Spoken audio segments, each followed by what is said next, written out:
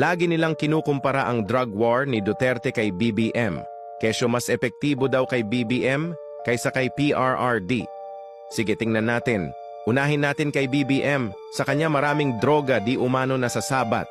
Ang tanong, may nahuhuling totoong tao ba? Kahit sa ang news channel wala akong nababalitaan. Pangalawa, may mga adik bang kusang sumusuko? Wala. Samantalang kay PRRD, libo-libong adik ang sumuko at nagbago. Mga drug lords, yung iba kinuha na ni Satanas. Yung iba nakulong ngayon laya na. Tumakbo pang mayor.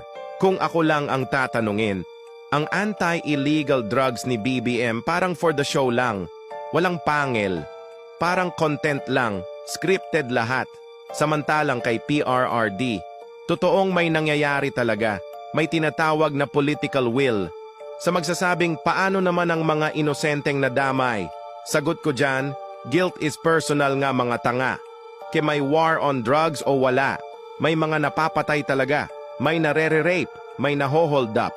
Buti nga noon may laban sa mga adik ang mga inosente.